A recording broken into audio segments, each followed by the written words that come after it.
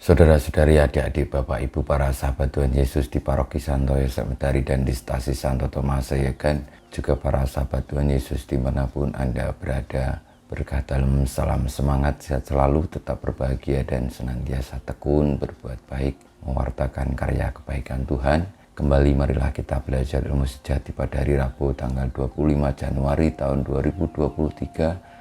Bersama dengan gereja kita merayakan pesta bertobatnya Santo Paulus. Kita mengawali belajar ilmu sejati kita dengan berdoa. Dalam nama Bapa, Putra, dan Roh Kudus. Amin. Allah Bapa cahaya dunia, hari ini kami mengenangkan pertobatan Santo Paulus. Dan mohon agar kami pun kau pertobatkan dan kau panggil menjadi pewarta sabdamu. Dengan pengantaran Tuhan kami Yesus Kristus Putramu, yang hidup dan berkuasa bersama Dikau dalam persatuan Roh Kudus, Allah sepanjang segala masa. Amin. Para sahabat Tuhan Yesus terkasih, kita akan belajar ilmu sejati dari Injil Yesus Kristus menurut Markus bab 16 ayat 15 sampai dengan 18. Sekali peristiwa Yesus yang bangkit dari antara orang mati menampakkan diri kepada ke-11 murid dan berkata kepada mereka, "Pergilah ke seluruh dunia, beritakanlah Injil kepada segala makhluk. Siapa yang percaya dan dibaptis akan diselamatkan, tetapi siapa yang tidak percaya akan dihukum.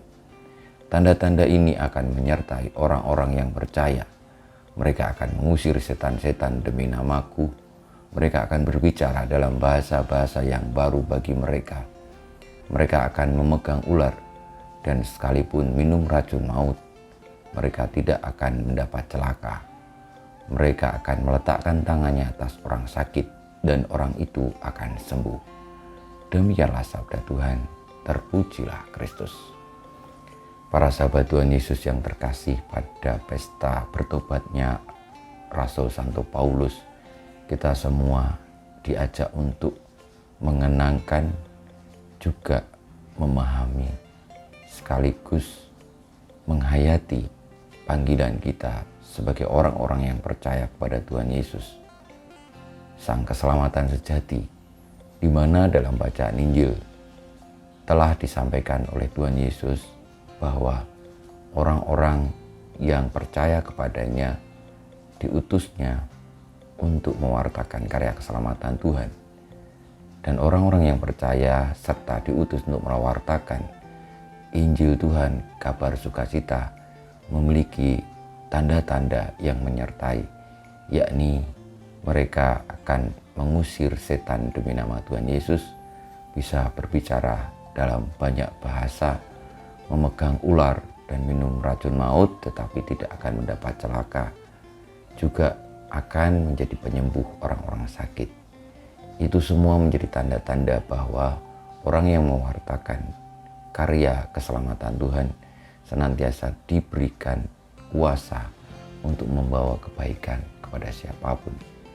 Rasul Santo Paulus akhirnya tergerak, terpanggil oleh kebaikan Kristus, karena Yesus adalah Sang Sabda Allah sendiri yang akhirnya mengubah hidup Paulus yang tadinya jauh dari sang terang, jauh dari kebaikan, karena hatinya diisi oleh kepentingan-kepentingan duniawi, kepentingan-kepentingan egoisme, tetapi oleh karena ditobatkan oleh Tuhan Yesus dan Paulus membuka hati akan panggilan untuk mewartakan kerajaan Allah, mewartakan Injil, maka keselamatan itu terjadi atas Paulus. Paulus menjadi pribadi yang baru dan memiliki kemampuan-kemampuan yang tidak dimiliki sebelumnya, yakni menuliskan surat-surat tentang karya-karya kebaikan Tuhan, sehingga banyak orang lalu terpanggil juga mengenal Sang Kebaikan sejati dan tergerak untuk percaya lalu diselamatkan. Marilah kita mohon berkat Tuhan, semoga kita boleh membangun sikap tobat kita karena panggilan Kristus, dan dengan demikian hidup kita diperbarui serta siap sedia mewartakan karya Injil keselamatan Tuhan untuk kebaikan dunia yang akhirnya akan digabungkan dalam kebahagiaan kekal di surga. Kita mohon berkat Tuhan, kemuliaan kepada Bapa dan Putra dan Roh Kudus seperti pada permulaan, sekarang, selalu, dan panjang segala abad. Amin. Ya Yesus, jadikanlah hati kami seperti hatimu. Tuhan bersamamu dan bersama rohmu, kita semua hidup kita, perjuangan kita untuk menerima panggilan Tuhan di dalam mewartakan Injil Tuhan, sebagaimana Paulus senantiasa dibimbing, dilindungi, diberkati Allah yang Maha Kuasa, Bapa, Putra, dan Roh Kudus. Amin.